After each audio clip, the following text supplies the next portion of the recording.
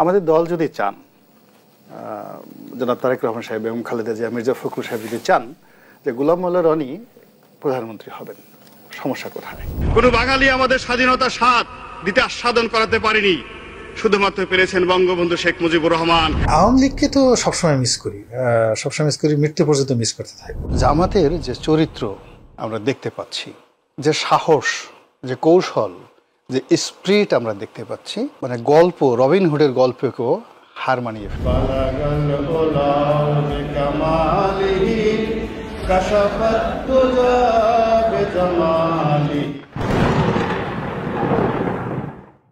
প্রিয় দর্শক, একটু মিলাদ টিলাদ দিয়া পাক পবিত্র হয়ে নিলাম, কারণ আজকের পুরো ভিডিওতে গোলাম ময়লা রনিকে ল্যাংটা করিয়া লুঙ্গি উদাম করিয়া পা উপরের দিকে দুইটারে বাইন্দা তারপর ওই ফাঁকের মধ্যে কাঁচামরিচ ঢুকানো হইবে। ও কালকে ওর ফেসবুকে যা করেছে, এটা ওর মতো ও তো চোর তো সংসদে ঢুকছিল, ওই সংসদ সদস্য বহু পরের কথা। একজন সর্বোচ্চ লেভেলের কোনো মূর্খ মানুষও ওর মতো এই ভাষায় একজনের মাকে নিয়ে এই ধরনের কথা বলতে পারে না।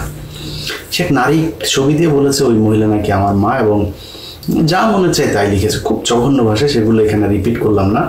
খুঁজে দেখলাম সেই মহিলা হচ্ছে কি আপনার পাকিস্তানি এক মডেল, ব্রিটিশ পাকিস্তানি মডেল। সে তো সমস্যা নেই, সে আমার মায়ের ছবিও যদি সে পাইতো দিত, সমস্যা নেই, দিয়া যদি তার আমার মাকে নিয়ে তার যদি কোনো অবজারভেশন থাকে, খারাপ কিছু থাকে, তাহলে করতো। তো এদের ভেতরে একটা আছে, আগের অনুষ্ঠানে যখন আমি করলাম, করার পরে সে বলল যে আমি তার নাম বিকৃত করেছি, এই জন্য সে কোনো প্রশ্নের জবাব দেয়নি। তার সে যে সারা জীবন যে চুরি বাটপারি যা যা করেছে, এলাকার লোকজন তার বিরুদ্ধে যা অভিযোগ করেছে, কোনো কিছু জবাব না দিয়ে সে বলল যে তার নানা দাদা, সে হলো তার কালামিয়া হয়েছে গিয়ে তার নাম রেখেছে গোলাম মাওলা, আমি সেটাকে গোলাম ময়লা বলেছি, নাম বিকৃত করেছি, খুব অন্যায় করেছে, এই জন্য আল্লাহর কাছে সে বিচার দিয়েছিল, মনে আছে নিশ্চয়ই আপনাদের। তো আমি তো তোর নাম বিকৃত করিনি রনি, আমি তোর নাম পাল্টে দিয়েছি। তুই গোলাম মাওলা না, মাওলার গোলাম তুই হইতে পারিস না, তুই ময়লার গোলাম, শয়তানের, বদমাইশের, হাসিনার গোলাম। এই যে এখন আবার দেখছিস না, তোরে একবার তুই জামাতে, একবার বিএনপিতে, একবার আওয়ামী লীগে, একবার এইটাতে ওইটাতে গিয়া শেষে আবার আওয়ামী লীগে ফিরে আসছিস। এখন কেউ তোরে লাগায় না, এখন তুই আওয়ামী লীগে এসে আবার ফের হন মারা দিচ্ছিস। যাই হোক, এখন এই লোক হঠাৎ করে এইরকম একটা পোস্ট করলো। তো আমি আপনাদেরকে বলেছি যে সে আমাকে নিয়ে যা বলেছে, আমি ব্যক্তিগত কোনো নিতে আমার একদম সমস্যা না। আমি ব্যক্তিগত নেওয়ার জন্য রেডি, এবং আমি কিছু মানুষের ব্যক্তিগত উলঙ্গ করার জন্য রেডি। সেগুলো কারা, ধরেন যাদের ভারত কানেকশন থাকবে, আওয়ামী লীগ কানেকশন, ওদের ক্ষেত্রে আমার এথিক্স মেথিক্স কিচ্ছু কাজ করবে না, যেখানে পাবো ন্যাংটা। আমার বিএনপির স্থায়ী কমিটির অন্তত 4-5 জনের জিনিস আছে, ছাড়ি না কেন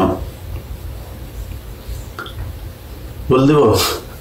সব শেষ, নোয়াখালীর এক বিএনপি নেতার ইদানিং তিনি একটু ডাউনে আছেন, একসময় খুব বড় নেতা ছিল, একসময় খুব বড় ধরনের আলোচনা ছিল তারে নিয়ে, আর বেশি বললাম না। তার একটা জিনিস এসছে আমার কাছে, তো এরকম অনেকের আছে, কিছু বলি না। বাট ফখরুলের পাইলে কিন্তু দিয়ে দেবো, সালাউদ্দির পাইলে দিয়ে দেবো, কেন জানেন? কারণ এগুলি হলো ইন্ডিয়ান চর। সো আমার ইন্ডিয়া আওয়ামী লীগের কানেকশন থাকলে অন্যদের ব্যাপারই না, অনেকের আছে, এগুলো আমি দেই না। এগুলো দেওয়ার এখন বয়স হয়েছে, দেখতেছেন না, মাথার চুলমুল সব কিছু, কিন্তু মানে আমার কিন্তু 90% চুল পাকা। এতদিন মেহেন্দি টেন্দি দিয়া তারপরে একটু কালা টালা করে রাখতাম, কালো রং করা তো আবার হারাম। তো এখন ওই রং করি না, পুরো সাদা করে ফেলছে।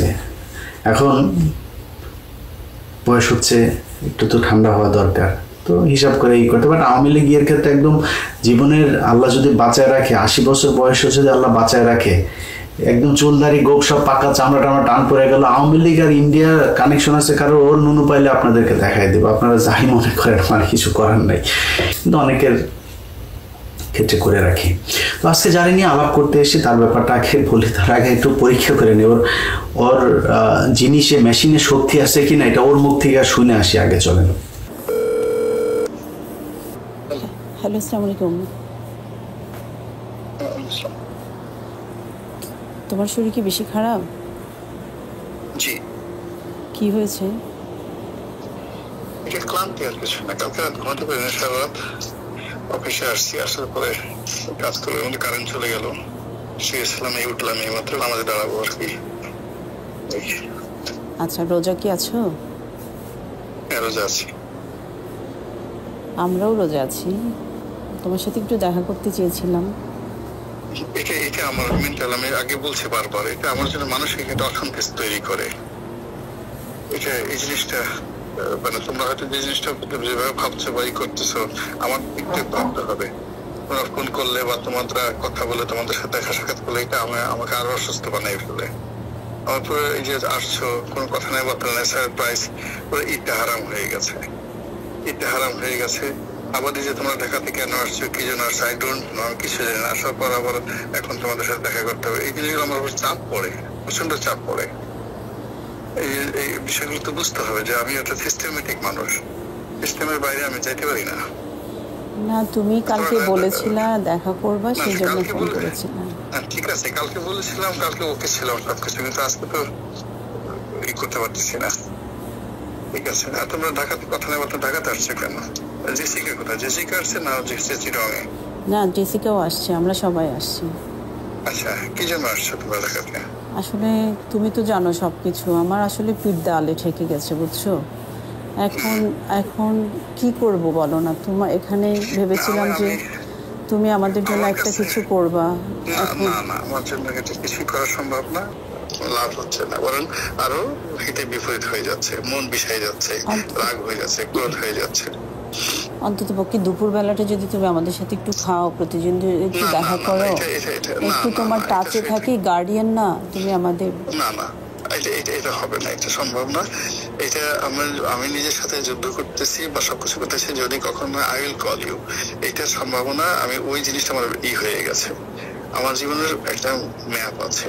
আচ্ছা, তুমি আমাকে যখন যেটা বলেছো একটু মনে করে দেখো তো, আমি তোমার প্রত্যেকটা কথা শুনেছি। তুমি যখন আমাকে বলেছো যে চিটং চলে যাও, আমি চলে গেছি।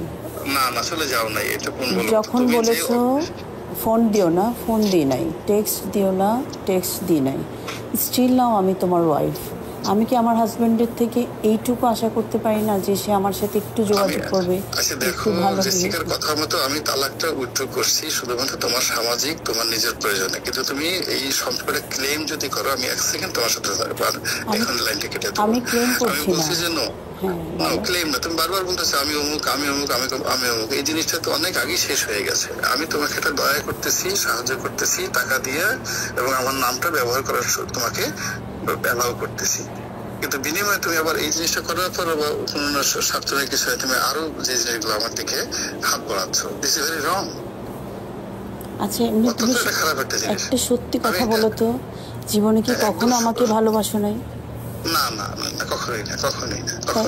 তাইলে যে কথাগুলো বলেছিল এগুলো কি এমনি বলেছিল? এমনি বলেছিলাম। হ্যাঁ, এটা আবেগে, আবেগের কথা। তাইলে আমি যে একটা সংসার তোমার কথাতেই ওকে ছেড়েছি, আবার তোমাকে বিয়ে করেছি, আমার কথাতে তুমি কোনো কিছু ছাড়ো নাই। আমার কথাতে তুমি কোনো কিছু ছাড়ো নাই, তুমি তোমার প্রয়োজনীয় করছো, এবং আমাকে যতটুকু ব্যবহার করার ততটুকু তুমি ব্যবহার করছো।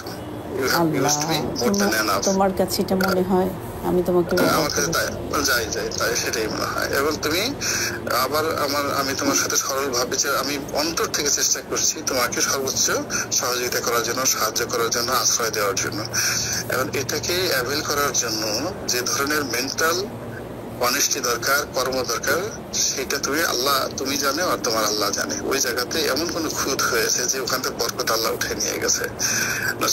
আমি তো সবকিছু জিনিসগুলো, সবকিছুর এগেনস্ট আমি ঘুরে দাঁড়াইছিলাম, আমি সবকিছু ম্যানেজ করে নিয়ে গেছিলাম। আমি ওখান থেকে তুমি রনুকে অরুণাপল্লীতে নিয়ে গেছি। It's not a matter of joke. বাংলাদেশের 1 কোটি মানুষের মধ্যে কেউ এই কাজ করতে পারবে না, কেউ পারবে না, বাট আমি এই কাজটা করেছিলাম।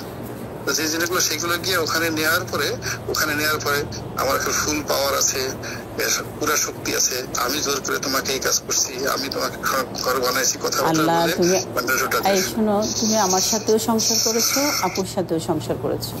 তোমার কি মনে হয় যে আমি এই কথাগুলো বলবো নাকি? বলো, শুধু আমাকে ছাদে নিয়ে গিয়ে বলছে যে তোমাকে একটা কথা জিজ্ঞেস করি। আমি যখন নিচে এসে তোমাকে আমি রুমে টানতে নিয়ে গেলাম, আমি রুমে টানতে নিয়ে গেলাম, রুমে নিয়ে গেলাম, তার আগে তোমাদের মধ্যে যে কথাগুলো হয়েছে that is very wrong and odd, very wrong and odd. আমি, তুমি দেখেছো আমি কিন্তু চুপ করেছিলাম, উনি আমাকে কন্টিনিউয়াসলি উনি 10টা থাপ্পড় দিলে তোমার কোনো কথা বলার দরকার ছিল না, 10টা থাপ্পড় দিলে কথা বলার দরকার ছিল না। আমি তো চুপ করেই ছিলাম, উনি আমাকে বলছে বলো বলো বলো। না না না, এই জিনিসগুলো সে যখন বলছে যে আমি তোমাকে বারবার বলছি যে আমার এই টোটাল ফিজিক্যাল ফিটনেসটা চলে গেছে, এইটা একটা বিশেষ অবস্থাতে হয়েছে, এটা তোমার সাথে থাকবে না কদিন পরে। আর তুমি সেই জিনিসটাতে সে যখন বলছে যে তার তো কিছু নাই, তুমি এই জিনিসটা হয়েছে কেন, আমি তাকে বলছি সে অত্যন্ত মেধাবী, খুব চালাক, আপনি দেখে বোঝা যায় না বোকা শোকা, কিন্তু যখন তুমি বন্ধু হিসেবে তাকে বাবা মনে হবে বোকা, কিন্তু যখন প্রতিদ্বন্দ্বী হিসাবে তুমি তার সাথে ফাইট করবা, তুমি এক সেকেন্ড তার সাথে টিকতে পারবা না। এই কথাগুলো তোমাকে বলছি, বলার পরে ছেলে মেয়েদের সাথে কথা বলে সব জেনে গেছে। তোমার সাথে কথা বলার সাথে সাথেই সে বলছে যে তার কোনো পাওয়ার নাই, পাওয়ার নাই, সে বলছে পাওয়ার নাই মানে ফুল পাওয়ার আছে। না কসম আমি এভাবে বলি নাই, আমাকে বলছে তোমাকে একটা কথা জিজ্ঞেস করি, তোমার ওর তো কিছু নাই না। আমি বলি কি ওর কিছু নাই মানে, বলো কি তোমাদের মধ্যে, আমি বলি কি না আছে তো, এটাই বললাম। বুঝছো, আমি তো শোনো, আমি তো মিথ্যা কথা বলি না, এটা তো তুমি জানো তাই না। আচ্ছা, এই রসায়নটা আপনাদেরকে একটু বুঝাই দিই, আমি না বুঝাইলে আর বুঝবেন না, অনেক কঠিন রসায়ন। গোলাম ময়লা রনি তার বউরে, তার বড় বউ, আসল বউ যেটা, সেটা বলছে যে তার মেশিনে কাজ করে না, এই জন্য সে তার বউর সাথে বহুদিন ধরে কিছু করে না। বউ তো কামড়ে মরে বেগুন টেগুন দিয়া, তারপরে ঠান্ডা হয়। এখন কি দিয়া ঠান্ডা আমি জানি না, এই যেমন ধরেন ওর মা আছে, বলবো মারে নিয়ে বলি রনি, তাকে মাফ করে দিলাম, কিছু আর বললাম না, তোর মার ছবি আছে এই যে এটা তোর মা, দেখ যা বল এবার মানুষ এটা তোর মা কিনা, তুই আমার মারে খুঁজে পাইস না, আমি তোর মারে খুঁজে পাইছি, আর তোর মারে নিয়ে তোর মার ভিতরে বেগুন ঢুকাইতে পারতাম, ঢুকাইলাম না, মাফ করে দিলাম, মা তো এই জন্য, তুই আমার মৃত্যু মারে ছাড়িস নেই। তো ওর বউ হয়তো বেগুন টেগুন দিয়া ই তো করতে হবে, বা এটা শারীরিক চাহিদা, কিছু করার নাই, ঠান্ডা হয় যেভাবেই হোক। আর ওরে ও যা অন্য মহিলাদের সাথে যে আকাম কোকাম করে। দ্বিতীয় স্ত্রীরে বলছিল যে আমার যে মেশিন ঠিক আছে এটা কিন্তু তুমি বড় বউরে বলবা না। ছোট বউ তো বড় বউরে বলে দিচ্ছে যে না ওর মেশিন ঠিক আছে, শুনেন আরেকবার শুনেন তাহলে বুঝবেন। তোমার সাথে কথা বলার সাথে সাথেই সে বলছে যে তার কোনো পাওয়ার নাই, পাওয়ার নাই, সে বলছে পাওয়ার নাই মানে ফুল পাওয়ার আছে। না কসম আমি এভাবে বলি নাই, আমাকে বলছে তোমাকে একটা কথা জিজ্ঞেস করি, তোমার ওর তো কিছু নাই না। আমি বলি কি ওর কিছু নাই মানে, বলো কি তোমাদের মধ্যে, আমি বলি কি না আছে তো, এটাই বললাম। আচ্ছা, এবার মূল আলোচনায় আসি। আরো জিনিস আছে ওগুলি আপনারা জানবেন। ও যেমন প্রমাণ ছাড়া এই করছে, আমি তো প্রমাণ ছাড়াবো না। আমরা কালকে বলছি যে তোর ঘরে ঢুকে তোর মারে, তোর মেয়েরে, তোর বউরে তারপরে ই করে আসবো। তো ঢুকছিলাম, তোর মার কাছেও ঢুকছিলাম, তোর বউর কাছেও, তোর মেয়ের কাছেও, তিনজে ঢুকছিলাম, এগুলি আনছি। তুই যা, তুই আমার নিয়ে বার কর, তোরে চ্যালেঞ্জ করলাম রনি, তোকে চ্যালেঞ্জ করলাম, যা এই পৃথিবীর সব সুন্দরী মেয়ে মানুষে একসাথ করে আয় না, তারপরে ইলিয়াসের পিছনে লাগা। এই পৃথিবীর সব টাকা পয়সা স্বর্ণ যা যা আছে সবাই না ইলিয়াস এই করছে, ভাই আপনারা এত টাকা ঘুষ দিলাম, আমার একটা চাকরি নেওয়াই দেন, ভাই এত টাকা ঘুষ দিলাম, আমার বাঁচা দেন। আমার টাকা দেওয়া বাঁচবেও না, আমার টাকা দেওয়া আমি তোর মারবো না, এটা মনে রাখিস। আমি যদি তোরে ধরি টাকা দেওয়া বাঁচবো না। অনেক মানুষজনের কাছে শুনি আমার নাম করে বিভিন্ন মানুষের কাছ থেকে টাকা পয়সা, ভাই দইরা পুলিশে দেওয়া তারপরে আমার খবর দেবেন। আমার ভয় দেখাইলে আপনি টাকা দিয়ে দিলে তাহলে আমার লাভ হইলো কি? টাকা বেশি হয়ে গেলে বাংলা এডিশন অফিসে যাই দিয়ে আসেন, আমরা ডোনেশন নিয়ে ওইখানে যাই দিয়ে আসেন। যাই হোক, কিনতে পারবি না, তুই আমার না সারাদিন চেষ্টা কর। দেখেন ও কালকের পোস্টে, ওরা সুশীল, এই সুশীলদের একটা ইয়ে আছে, ব্যক্তি আক্রমণ করা যাবে না। আরে বাবা রে, ব্যক্তি আক্রমণ করা যাবে না। গোলাম ময়লা রনি, তুই এই যে জামাতের লোকগুলোরে একদম জাস্ট মেরে ফেললো কোনো কারণ ছাড়া। তারা নাকি পাকিস্তানের মিলিটারির কাছে যায় আওয়ামী লীগের লোকজনের মাদেরকে আর বউদের মেয়েদেরকে নিয়ে প্রোটেকশন ছাড়া প্রোডাকশন দিয়েছে, তারপরে এখন আওয়ামী লীগ যুবলীগ বের হয়েছে এগুলি। তো তোরা যেগুলি বলিস, তোরা যে পাকিস্তানি বীজ এটা যে দাবি করিস, তো এটা সত্যি কথা। মতিউর রহমান নিজামী তোদের মাদেরকে নিয়ে পাকিস্তানিদের সাথে লাগিয়েছে, এটা সত্যি কথা। এটা ব্যক্তি আক্রমণ না? আমারে নিয়ে তুই যে এই কাজগুলি করলি, মনে কর সত্যি সব, এটা ব্যক্তি আক্রমণ না? তবে বলি তোর নাম গোলাম ময়লা রনি রেখেছি আমি, তোর নাম হচ্ছে গোলাম মাওলা রনি, তোর কালাম মিয়া তোর দাদা তোর নাম রাখছে, আমি তোর নাম বিকৃত করি, তুই আমার নাম বিকৃত করেছিস, আমার ইল্লু না কি যেন লিখে তারপরে করছিস, কেয়ার করি না। এরকম বহুত কিছু সহ্য করা, এটা শর্ট জার্নি না, ইটস এ লং জার্নি। এটা সেই 2018 সাল থেকে সোশ্যাল মিডিয়াতে আছি, আল্লাহর রহমতে টিকে আছে। সম্মান দেয়ার মালিক আল্লাহ, নেয়ার মালিকও আল্লাহ। সো তোরে বললাম, তোর যা যা আছে সারা বাংলাদেশের সব ডিজিএফআই গোয়েন্দা সংস্থা সবাই লাগাই দে, ইলিয়াসে মায়া দিয়ে পটা দেখি কেমন পারিস, চ্যালেঞ্জ করলাম। এখন এরা ব্যক্তি আক্রমণ করতে গেলে, এরা কিছু বললে এদের ব্যক্তি আক্রমণ বলে তারপরে কান্দাকাটি শুরু করে। খেলা হবে, তুই আকাম কুকাম করে মিথ্যা দিয়ে, আমি সত্য দিয়া করব, প্রমাণ সহ। গোলাম ময়লা রনির দ্বিতীয় স্ত্রী, তাকে গোলাম ময়লা রনি বিয়ে করেছে, আমার কোনো সমস্যা নাই। গোলাম ময়লা রনি আরো 10টা বিয়ে করুক, আমার কোনো সমস্যা নাই। সেই মহিলাকে 2009 সাল থেকে তার পেছনে লেগে তারপরে সেই মহিলাকে বিয়ে করেছে। 18 সালে তাকে তার স্বামীকে তালাক দিয়েছে, 22 সালে বিয়ে করিয়েছে। বিয়ে করার পরে সেই মহিলার কাছ থেকে তার সম্পত্তি চেয়েছে, সেই সম্পত্তি তার নামে লিখে দেয় নাই, এই জন্য কয়দিন আগে ডিভোর্স দিয়েছে। পৃথিবীর কোন আইন, কোন সভ্যতা, কোন মানবতা এটাকে অ্যালাউ করবে যে একজন নারীকে আপনি তার সংসার ভেঙে নিয়ে আসলেন, এনে তারপরে তার সম্পত্তির জন্য করলেন? সেই মহিলার ভাই নেই, মা নাই, বাবা নাই, বাবার সম্পত্তি বোনেদের মধ্যে বন্টন হয়েছে, বোনরা থাকে আমেরিকা, সে দেশে থাকে, সম্পত্তি সব সে দেখভাল করে। এই সম্পত্তি বাগিয়ে নেওয়ার জন্য গোলাম ময়লা রনি তার পিছনে লাগলো, বিয়ে করে টাকা পয়সা সম্পত্তি দেয় নাই, মহিলারা ছেড়ে দিল। আপনাদেরকে বলেছে যে আমি ফাও কথা বলবো না, চলেন আমরা ওই নারীর কাছ থেকে শুনে আসি যে গোলাম ময়লা রনি তার সাথে কি করেছে। চলেন। হাজবেন্ড থাকাকালীন মানে রনি কেন আপনাকে বিয়ে প্রপোজ করতো? আমি আপনাকে বলি ভাই, ও কখনো আমাকে মানে প্রেম করার জন্য অফার করে। ও জানে আমার হাজবেন্ড আছে, বুঝছেন? এবং হাজবেন্ড থাকার পরও সে আমাকে দেখেছে, কিন্তু সে আমাকে বিয়ের কথাটা বলতো, বুঝছেন? আমি বলি কি, দেখেন আমার তো হাজবেন্ড আছে আর আমি তো ভালো আছি, আমি তো আপনাকে বড় ভাই হিসেবেই জানি। হ্যাঁ, আপনি যদি বিয়ে করতে হয় অন্য কাউকে পারেন, তখন সে চুপ হয়েছে, তার কিছু বলতো না।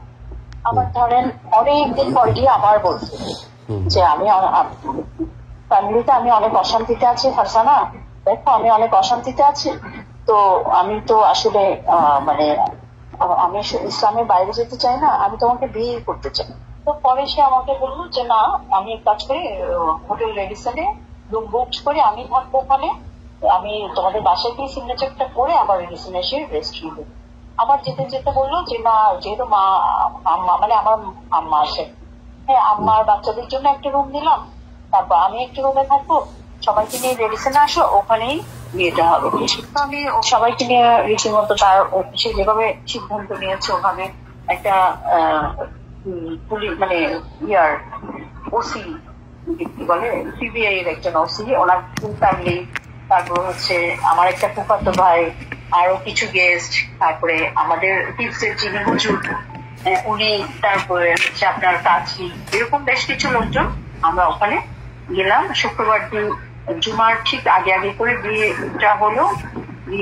তারপর কাজী সাহেব ওখানে গেলেন, যাওয়ার পর ও বললো আজকে 13 তারিখ, এই জন্য আপনাকে 13,000 টাকা দিলাম, আজকে যদি 30 তারিখ হতো আপনাকে 30,000 টাকা দিতাম, কাজীকে বলছি। আবার আমাদের হিপসের যে হুজুর বিয়ে পড়িয়েছে ওনাকে 2,000 টাকা দিয়েছে। দেওয়ার পরে সবাইকে নিয়ে তারা আবার বাইরে চলে গেল, খেলো আমাদের জন্য আবার যে রেডিসনের লাঞ্চের প্যাকেট নিয়ে আসছে। আচ্ছা, এরপরে সে শুক্রবার শনিবার রোববার দিন 1:30টার সময় চলে আসছে রোববার। এর মধ্যে তার বড় ছেলে বিয়ে হলো। বড় ছেলে বিয়ে হওয়ার পরে আমি বললাম কি আমি কি আসবো? বলে কি হ্যাঁ তুমি আসো। আমি বললাম আমি গেলে আমি কি পরিচয় দিব, কি সবার সাথে পরিচয় করা দিব না? বলে কি আসলে এই মুহূর্ত থেকে সম্ভব না, তাহলে তুমি বেটার হয় মানে আমি বলি তাহলে আমি না আসি, কারণ আমি ওখানে যাব, সবার সাথে দেখা হবে, আমি কি ওখানে অভিনয় করা সম্ভব না। বলকি আচ্ছা ঠিক আছে, তুমি যেটা বেটার মনে করো ওটাই করো। আমি আসলাম না বিয়েতে। ছেলের বিয়ের পরে এর মধ্যে আবার বাড়িটা রেডি হয়েছে ওনা পল্লী, রেডি হওয়ার পরে ওই যে ওদেরকে নাকি একবার নিয়ে গেছে, বলে কি বাইরে তোমার জন্যই করেছি, তবে ওদেরকে একবার নিয়ে আসলাম। যাওয়ার পরে মানে ছেলে মেয়ে তারপর ওর ফার্স্ট ওয়াইফ এরা সবাই রাগারাগি করে ওকে একা ওই বাড়িটাতে ফেলে সবাই যে যা মতো চলে আসছে। আমি বলি কি সমস্যা আমাকে বলো তো? বলে কি এখনই বের হবো। আমি বলি কি, বলে কি আমি এখন পুলিশকে কল দিব। কল দাও, তুমি পুলিশ আনো, আমিও মিডিয়াকে ডাকবো। আমি তোমার ওয়াইফ, আমি আমার হাজবেন্ডের অফিসে আসতে পারবো না, তোমার সাথে কথা বলতে পারবো না, এটা কি ধরনের নিয়ম? হ্যাঁ, তো ও দেখি সত্যি সত্যি পুলিশ কল দিব। কল দেওয়ার পরে ওই যে শাহবাগ থানা থেকে আসলো, আসার পরে ও দেখি যে ওই মহিলাকে ফোন দিয়েছে ফার্স্ট ওয়াইফকে। তো সেও অন দা ওয়েতে শাহবাগ থানায় পুলিশ আসছে। আসার পরে পুলিশকে বলছে যে ভাই দেখেন এই মহিলা আমার কাছে মানে টাকা চাইতে এসছে। আমি বলি কেউ তাই নাকি, টাকা চাইতে এসছি? তাই বলো যে আমি কত টাকা চাইতে এসছি তোমার কাছে, কি আসু বিষয় বলো, আমি যদি টাকা চাইতেই আসি বল। তো বলে কি আপনি কে? আপনি কি? আমি ওর ওয়াইফ। বলে কি আপনার কাবিন আছে? আমি কি হ্যাঁ আছে। এখন আমিও বোকামি করলাম, আমার মামা শ্বশুরের কাছে মোবাইলে আমার কাবিনটা দেওয়া ছিল। আমি বলি মামা কাবিনটা একটু পাঠান তো। ঠিক আমার মোবাইলে দিয়েছে, ওরা দিকে কাবিনটা নিতে চাচ্ছে। আমি বলি কি ভাই নিয়েন না, কারণ আমার হাজবেন্ডের ইন্টেনশন দেখে আমার কাছে সন্দেহ হচ্ছে, আপনারা নিবেন না, এই কাবিনটা দিয়ে সে কিন্তু খারাপ কিছু করতে পারে। হ্যাঁ, পরে আবার বসলো, বসার পরে ওই ফার্স্ট ওয়াইফ আসছে। আসার পরে পুলিশকে বলছে যে ভাই দেখেন এই মহিলা আমাকে চিটাগাং হ্যাপনোটাইজ করে নিয়ে গিয়ে একটা কি কাগজের মধ্যে এরকম টোকা দিয়ে ফু দিয়ে আমি বেহুশ হয়ে গেছি। তারপর আমার যখন হুঁশ ফিরে আসে তখন দেখি আমি অসংলগ্ন অবস্থায় হসপিটালের বেডে পড়ে আছি, আর এই মহিলা আমাকে বলছে সে তার সাথে আমার বিয়ে হয়ে গেছে। তো এবং বিয়ে হওয়ার পরে সে দেখি যে কাবিনে আমার সিগনেচার করা। আমি বলবো তাই নাকি? গোলাম মোল্লা রনি, তুমি 7 বছরের বাচ্চা, তোমাকে আমি ঢাকা থেকে চিটং নিয়ে গেছি।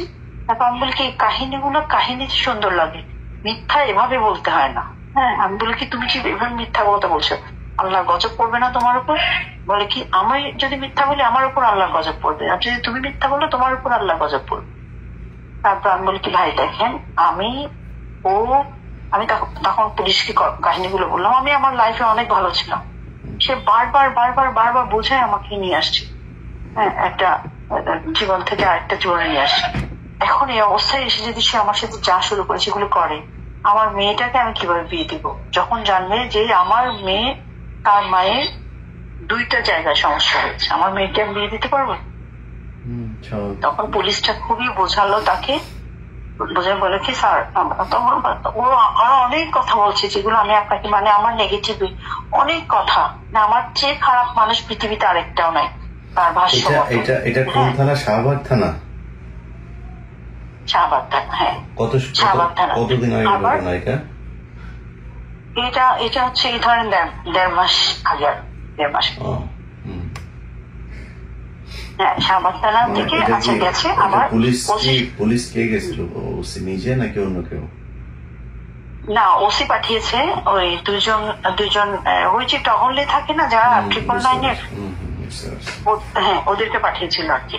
তো ওরা বলে কি স্যার এটা ঠিক হবে না, ম্যাডাম খুব কান্নাকাটি করছে, আপনি স্যার এটা মানে এরকম করিয়েন না। ওরা পুলিশরা অনেক বোঝালো, যে ওনারা বুঝে গেছে যে আমি জেনুইন, সে যা বলছে সব মিথ্যা বলছে। আচ্ছা, তারপরে এরপরে আমি অনেক বুঝে টুঝে আমি বলি কি ভাই দেখেন আমি শুধুমাত্র তাকে দেখতে আসছি, আমি হয়তো 10টা মিনিট এখানে বসতাম, কারণ সে মানে আমার মেয়ের জন্য একটা প্রস্তাব এসেছিল আমার বোনের হাজবেন্ডের নেভার। তো ওরা নাকি দেশে এসে আবার ওর সাথে যোগাযোগ করেছে, মানে আমার মেয়ের ব্যাপারে আর কি।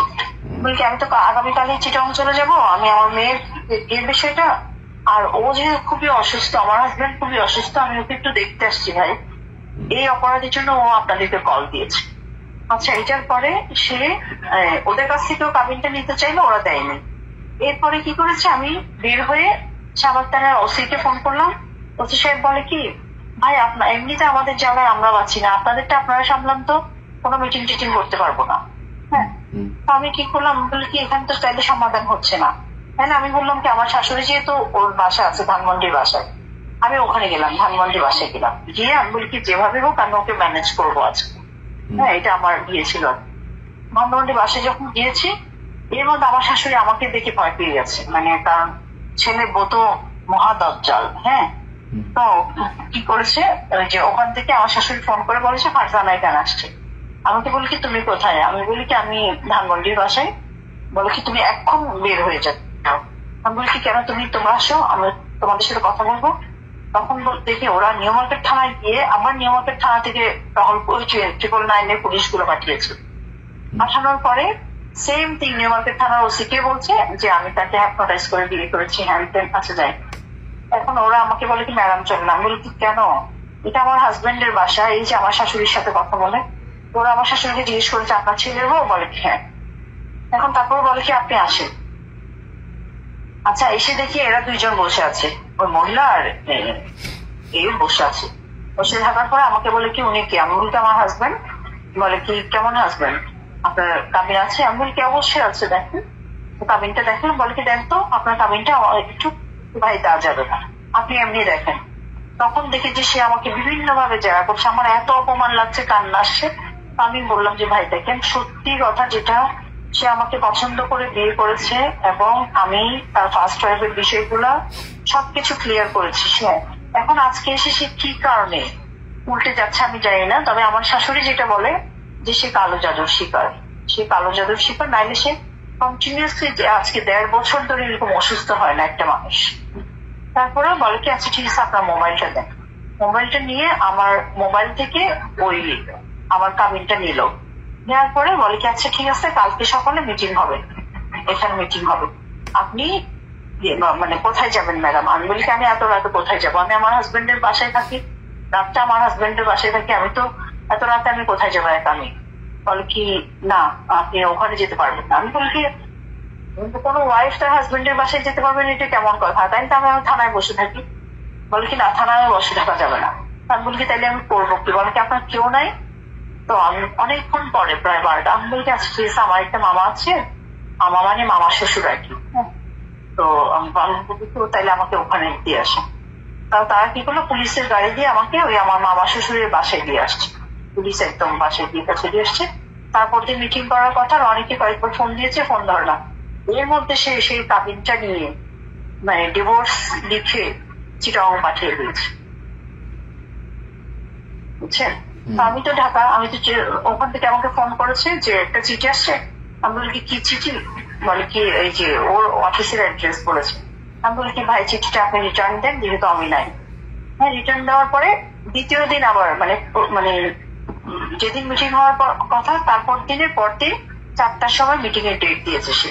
তো আমি গেছি, আমি যখন নামাজ পড়তে গেছি উপরে আসর নামাজ, তখন আমার আরো 2টা মামা শ্বশুর ছিল, মানে আমি নিয়ে গেছি আর কি ওখানে। তখন সে নাকি বলেছে যে সে আমাকে ডিভোর্স দিয়ে দিয়েছে কাজীকে ডেকে, কাজীর সামনে। এখন মানে তার আর কিছু করার নাই। এই হচ্ছে গোলাম ময়লা রনি। এই গোলাম ময়লা রনি টেলিভিশনে পত্রিকায় গিয়ে কলাম লেখে, টক শোতে অংশ নেয়, ইউটিউবে এসে বড় বড় কথা বলে। আরে বেটা, আমি ইলিয়াসের নামে যেদিন কিনা ঢাকা শহরে আমার বাপ যা রেখে গিয়েছে তারপরের 1 ছটাক জমি হবে, আমেরিকায় 1 ছটাক বাড়ি হবে, গাড়ি হবে, সেটার জন্য আমি জবাব দেব। আমেরিকায় যদিও একটা বাড়ি আর একটা গাড়ি সবারই না হওয়া অস্বাভাবিক, হওয়া স্বাভাবিক। 1 বাড়ি আর 1 গাড়ির পরে যেদিন চলে যাবে সেদিন বুঝবি যে ওই 2 নাম্বারই করা শুরু করেছে। তোর এত টাকা পয়সা, এত বাড়ি, এই যে জাহাঙ্গীরনগরে যেটা বললো যে অরুণাপল্লীতে যেই বাড়ি, বিশাল বাড়ি, সুইমিং পুল টুল করে, এই বাড়ির টাকা তুই কোথায় পাইলি? এটা জবাব দিতে হবে। আমি দুর্নীতি দমন কমিশন, পুলিশ প্রশাসন যারা আছেন তাদেরকে বলবো যে গোলাম ময়লা রনির ব্যাপারে খোঁজ নিতে হবে। আর রনি, তোরে বলি এবং তোর সাথে সাথে আমার যারা দর্শক আছে তাদেরকে আমি বলি, ভাই শুরুতে যেটা বললাম যে বয়স হয়েছে, তো এখন এইসব বিষয় নিয়ে, এগুলো সংবেদনশীল বিষয়, এগুলো নিয়ে কথাবার্তা বলতে গেলে একটু হুশ করে বলা উচিত, সবারই বলা উচিত। আমি নিজেও এটা মনে করি। আর কারো ব্যক্তি লাইফ সামনে আসুক, যে একটু আগে বললাম ইন্ডিয়া ভারতের ব্যাপারে আমার ধর্ম আমি মানব না। আমরা যদি জিজ্ঞেস করেন যে ভাই ইসলাম মানবেন কিনা, ওইটার ক্ষেত্রে আমি আল্লাহর কাছে মাপ চাই নিব, আল্লাহ মাপ করে দিয়েন। আমি এদের ক্ষেত্রে ধর্মর কোনো প্যারামিটার আমি মানতে যাব না, যেমনে পারি ওদেরকে ভরে দেওয়া হবে। আওয়ামী লীগের ক্ষেত্রে কোনো মাপ নাই, কারণ এরা আমারে এই আমেরিকাতে যতভাবে কষ্ট দিয়েছে, ওই কষ্ট সহ্য করতে পারবেন না। আপনারা এখানে দেখেছেন না আওয়ামী লীগের সাথে যে মারামারি, গালাগালি করেছে যে একদিন ইচ্ছা মতো ওদের সব কটার মারে যে শেখ মুজিবের দিয়ে লাগাইছি, মনে আছে না? কেন বলেছিলাম জানেন? আপনারা তো শুধু ভিডিওটা দেখেছেন, আমি অনেক উত্তেজিত। আমি ভাই এত উত্তেজিত না, আমাকে যারা ব্যক্তিগতভাবে চিনে, আমি যথেষ্ট পোলাইট, খুব নরম টাইপের একজন মানুষ। বাট হঠাৎ রাগ হয়ে, কখন রাগে আমি নিজেও জানি না, কেন রেগে গেলাম, হঠাৎ করে রাগ হয়ে যায়। কিছু কিছু জায়গায় আমি সহ্য করতে পারি না। যেদিন ওই গ্যাঞ্জাম, তার 2 দিন পরে আমার মা মারা গিয়েছেন, এবং আমি পাশে দিয়ে হেঁটে আসছিলাম, আমার মাকে তুলে গালি দিয়েছে। যখন গালিটা দিল আমি ঘুরে দাঁড়াইলাম, দাঁড়ায় দেখি যে তারা অন্যদিকে তাকায় কথা বলছে, আমার দিকে আর তাকায় না। তখন আমি ওদের মারে তুলে আর শেখ মুজিবরে তুলে আমি বললাম যে আমার মারে গালি দিছিস, তোদের সব কটার মারে শেখ মুজিবরে দিয়ে লাগাই। খুব খারাপ ভাষা এখানে বলছি না, খুব খারাপ ভাষায় বলেছিলাম। আর সব কটা এসে আমার মারতে, আমি তো ধুইছি ভাই, জীবনে গালাগালি যা শুনছি সব দিছি, সব দিছি। কেউ গায়ে হাত দেয় না এখানে, বুঝছেন না? গায়ে দিলে সমস্যা তো। এই যে 2 দিন আগে ওই যে একজনকে, আমাদের হিমেল নামে একজনকে তারা গালাগালি করেছে, সে যে সেখানে ভিডিও বানিয়েছে, এই জন্য ও আবার যায় পুলিশ করছে, পুলিশের কাছে মামলা হয়েছে, খুঁজতেছে ওগুলো। ওরা জানে এখানে সমস্যা, পুলিশ নিয়ে আকাম গোকাম এইসব করা যাবে না। ব্যাস, এরা ঠান্ডা, এখানে একদম ঠান্ডা, পুরো ঠান্ডা। আর এখন তো মনে করেন যে উল্টাপাল্টা করলে তো গ্রামে যাওয়ার বাড়ি ঘরে লাগাই দেবো, এখানে কোনো ঝামেলা। আমি খালি খুঁজি যে কেউ কিছু বলে কিনা, আমি খুঁজা ওদেরকে করি যে এটারে পাই, ওটার গালাগালি করি। আমার যেগুলো এখানে করছে ওটার পাইলেই গালাগালি করি, মারা তো আর যাবে না, গালাগালি করি এবং শোধ দিয়ে দিই, ওই আগেরগুলো সব শোধ তুলি। তো এখানে অনেক অনেক খারাপ সময় গিয়েছে ভাই। আমাকে ইসলামিক টেরোরিস্ট বানানোর জন্য পুলিশের কাছে এখানে রিপোর্ট করার অনেক মামলা, আমি এখানে অনেক মামলা আমাকে পার করে করতে হয়েছে ভাই। ধর্ষণের মামলা, কিডন্যাপের মামলা, বাড়িতে বোমা মারার মামলা, বহুত মামলা পার করে তারপরে আল্লাহ এই জায়গায় ঠান্ডা মানে স্থির রেখেছেন। তো সবই আল্লাহর কাছে শুকরিয়া।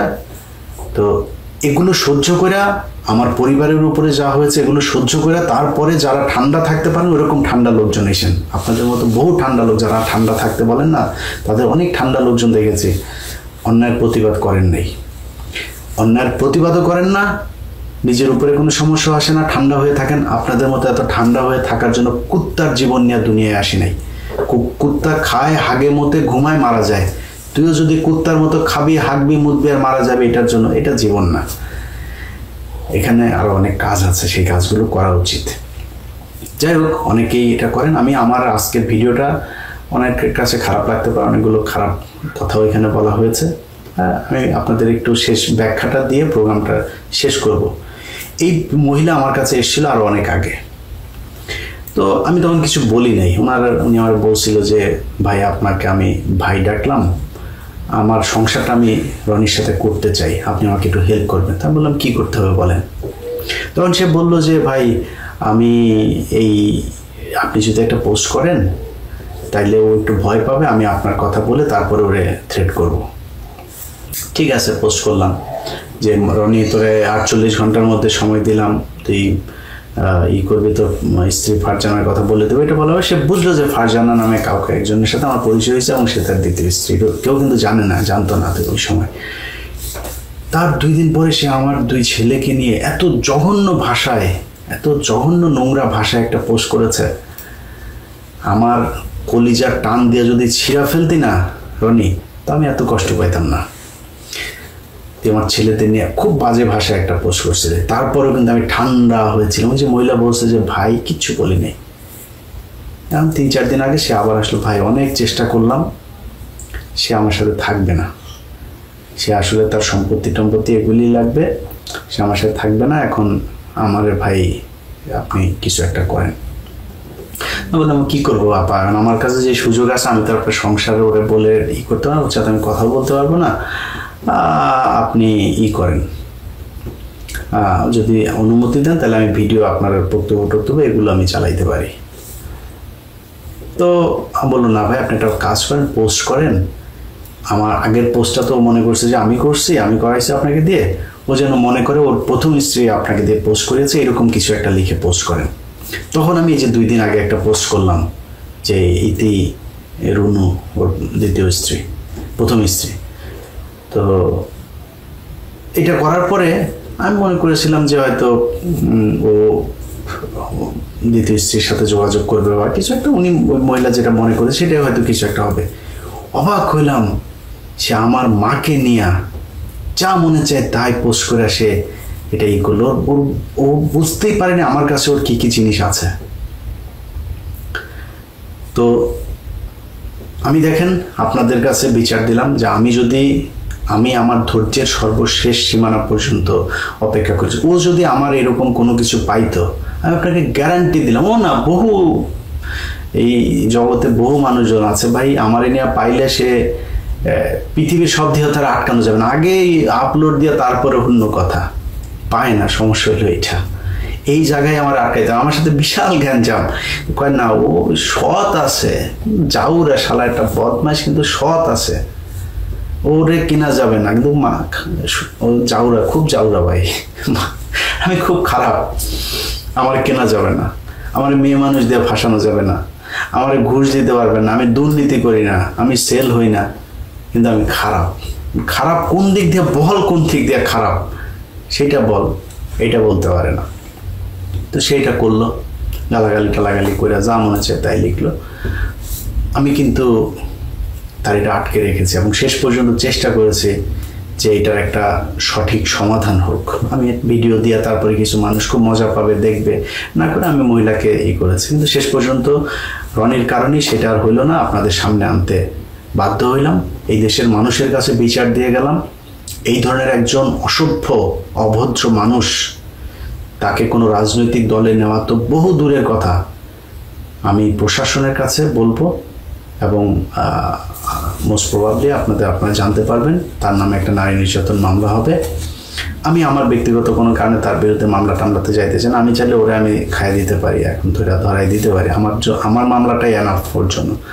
আমার পরিবারে কেউ ওরে নিয়ে একটা মামলা করে দিতে হবে। আর আমার পরিবারের মানুষ ভাই বহু নিরীহ লোকজন, এরা কখনই আমার এই জগতে থাকা পছন্দ করে না। আওয়ামী লীগ এখনো ধরেন, আমি এই যে সেনাবাহিনী টাইনি নিয়ে করি, আমার একটা ভাই আছে অফিসে, আমার বাংলা এডিশনে,